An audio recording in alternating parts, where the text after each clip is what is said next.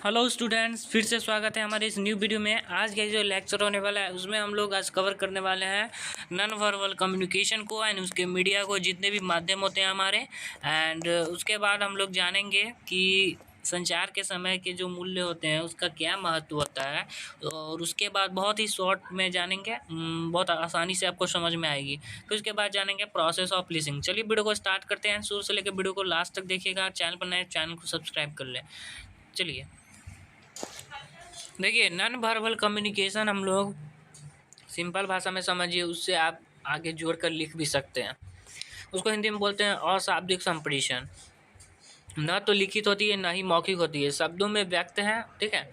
अशाब्दिक संप्रेषण से अभिप्राय संपूर्ण संप्रेषण का बिना शब्दों के संप्रेषण से है। ठीक है। उसमें कुछ बोला या मतलब हाव भाव से होती है, इसमें ना लिखा जाता है ना बोला जाता है। ठीक है। बॉडी लैंग्वेज ज़्यादा यूज़ होती है इसमें। ठीक है। पारा लैंग्वेज यही सब। तो संकेत चिन्ह आते हैं, चित्र आते हैं, हाव भाव आते हैं। इसमें जो है हाव भाव से संप्रेषित किया जाता है, उसी को हम लोग और शाब्दिक संप्रेषण बोलते हैं। उसके बाद होता है मीडिया ऑफ नॉन वर्बल। हमारे अशाब्दिक संप्रेषण के जो हमारे माध्यम होते हैं उसके बारे में हम लोग जानते हैं। देखिए, माध्यम तो बहुत है। बॉडी लैंग्वेज हुई है, बॉडी लैंग्वेज के अंदर आती क्या है फिर इसको हम लोग जानते हैं। इसके तहत मानव शरीर के विभिन्न अंगों जैसे मुख, आँखें, मुंह, आँख, कंधे, सिर, हाथों के आदि के संचालन द्वारा जैसे आँख मतलब जैसे भी आँख हिलाकर या मुंह से मतलब बोला उसमें नहीं जाता है, उससे हाव भाव से आप उसे बता देते हैं कि आप बोलना क्या चाह रहे हैं। ठीक है। संदेश, जिसको हम लोग दैहिक भाषा बोलते हैं।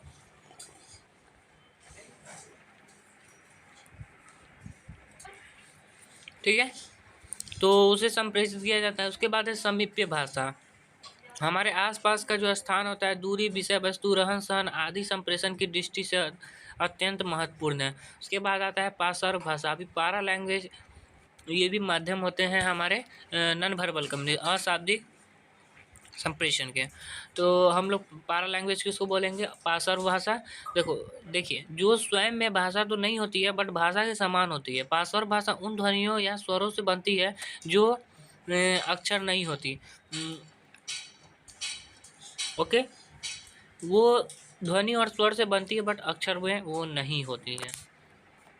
उसके बाद हमारा है विजुअल। सॉरी अगर राइटिंग समझ में नहीं आई हो, बहुत जल्दी में हमने वीडियो को बनाया है। ओके। दृश्य भाषा में चित्र, चार्ट, ड्राइंग, रेखा चित्र, नक्काशी, प्रतिमा, पोस्टर, कार्टून, डायग्राम आदि फोटो शामिल होते हैं। अब दृश्य भाषा का भी उपयोग होता है कि इसमें अगर बोल चाल नहीं कर रहे हैं तो आप हाव भाव या किसी भी चीज़ डायग्राम से दिखाओगे ना कि हाँ ये विजुअल लैंग्वेज है।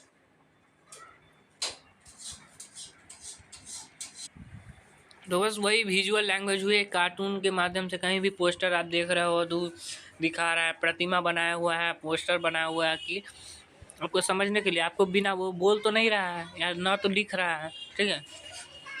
वो स्टैचू में से थोड़ी बोल रहा है कि हाँ आप हमें जानो कि ये मैं कौन हूँ। वो तो आप देख रहे हैं कि हाँ पहचान रहे हैं ऐसे।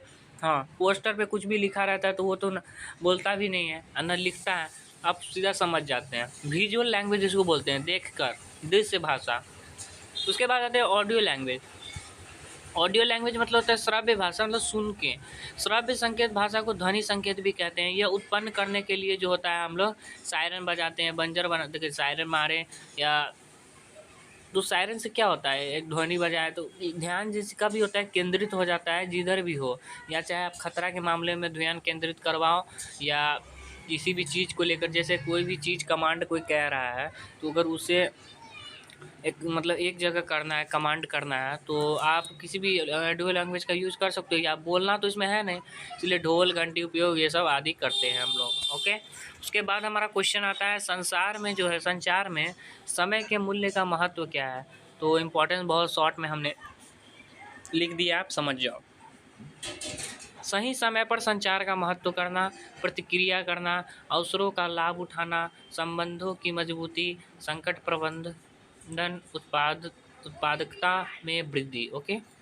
उसके बाद हमारा है प्रोसेस ऑफ लिसनिंग। सुनने, जो आप जो भी कोई आपको कोई चीज़ कहता है तो सुनने की प्रक्रिया पहले होती क्या है, तो इसको आप 4 डिवाइड में कर सकते हो। अभिप्राय, पहले उसको सेंसिंग करो, समझो मतलब क्या बोल रहा है, निर्वचन करो, इंटरप्रेट एक्टिविटी में जाओ, इंटरप्रिटेशन करो, उसके बाद इवैल्यूएशन करो। वो जो कह रहा है उससे क्या मूल्यांकन मतलब करें, उसके बाद है प्रतिवचन, फिर उसके बाद आप रिस्पॉन्स दीजिए, तब उसको बोलिए कि जो आपको आंसर हो या जो कुछ भी हो, ठीक है। पहले सेंसिंग, इंटरप्रेशन, इंग्लिश में यहाँ है इवैल्यूएशन, रिस्पॉन्स, उसके बाद हिंदी में अभिप्राय, निर्वचन, मूल्यांकन, प्रतिवचन। ओके, ठीक है। तो ये 3 क्वेश्चन हमने इस वीडियो में जाना, और जो भी टॉपिक हो गया नेक्स्ट वीडियो में बताते हैं। तब तक के लिए जय हिंद, जय भारत।